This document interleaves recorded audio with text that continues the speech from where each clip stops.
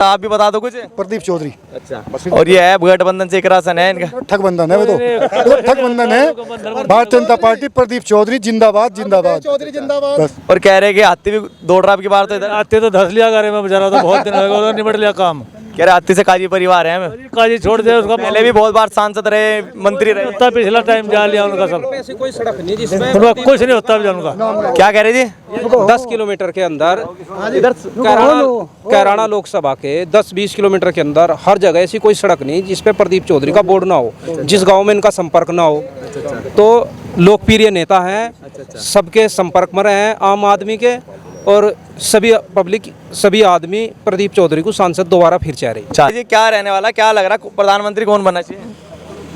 बस आसार तो यही लग रही है जी, प्रधानमंत्री जी तो मोदी जी बनेंगे। बाकी जो ये लोकल की है जिलेवार सीट, ये जिस तरह जिलेवार के तीनों शामली और सहारनपुर और ये हमारा जो शामली, इस तरह का एरिया है, यहाँ तो बस सांसद जी या तो इकरासन है या फिर प्रदीप चौधरी है, दोनों में से।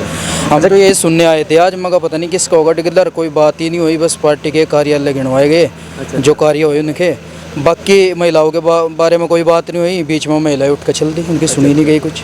सांसद जी हैं आपका कौन सा क्षेत्र, कौन सा गाँव है आपका? मेरा गांव गंगो के पास धलापड़ा है और वो सांसद जी का बिल्कुल करीबी गांव है। हाँ, करीबी गाँव है। तो क्या सांसद जी का काम कैसा रहा है जी? 5 साल होने को हैं, 4 साल के करीब तो हो चुके हैं।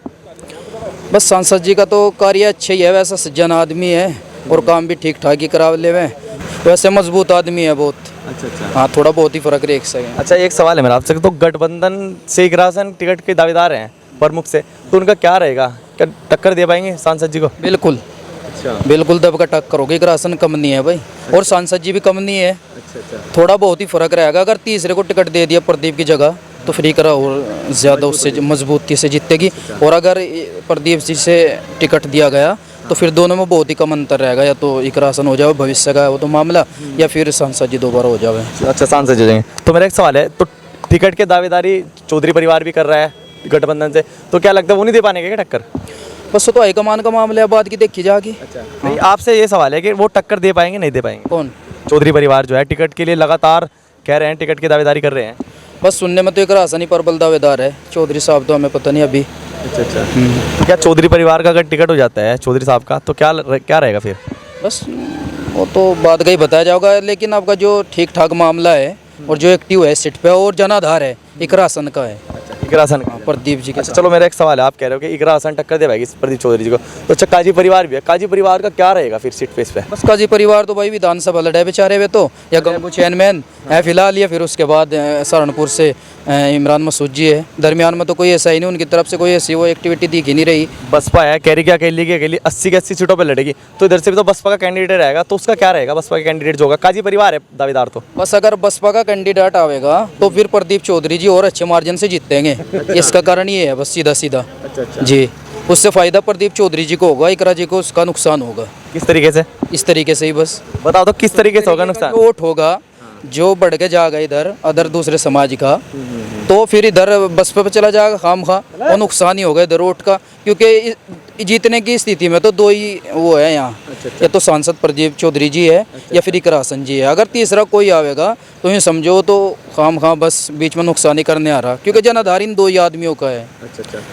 तो कहीं ना कहीं बसपा भी तो लड़ेगी फिर, क्योंकि बसपा कह रही है कि 80 सीटों पर लड़ेगी, तो यहाँ भी लड़ना होगा उन्हें। तो फिर देखो सभी को वो है लड़ने का अधिकार है, उसमें तो जनता कुछ नहीं कर सकती, जहाँ जनता का मन होगा वहाँ वोट डाल देगी, और जिसका मुकद्दर है। तो टक्कर दो में रहने वाली है बस, या तो सांसद प्रदीप चौधरी जी बताया हमें, या इकरासन जी। तो मुस्लिम वोट जो है वो गठबंधन के साथ जाएगा या मायावती के साथ जाएगा? क्योंकि दलित मुस्लिम समीकरण का एक बात हो रही थी अभी, तो किसके साथ जाएगा मुस्लिम वोट अब की बार? कौन सा मुस्लिम वोट जो है कह रहे हैं कि मायावती के साथ है, लेकिन गठबंधन के साथ भी लोग कह रहे हैं, तो किसके साथ है मुस्लिम वोट? कहने को तो लोग क्या अखिलेश के है ये मुस्लिम वोट, तो ये भी थोड़ा ही नहीं रहे किसी का भाई, ये तो जहाँ इनका मन मानने का वहाँ डाल देंगे। तो गठबंधन की तरफ की, लेकिन उसकी तरफ चले जाएंगे, जीतने वाले की तरफ जाते हैं। बिल्कुल यही है लोगों का रुझान। तो रुझान तो 22 में तो साइकिल की तरफ ही था, तो अब तक है या हट गए? साइकिल ही साइकिल दिखेगी भाई, और चढ़ पड़े साइकिल पे और पता चला सबसे मुंदे गिर गए, तो लोगों को कुछ नहीं पता किधर क्या हो जाए, वो तो वक्त बतावेगा।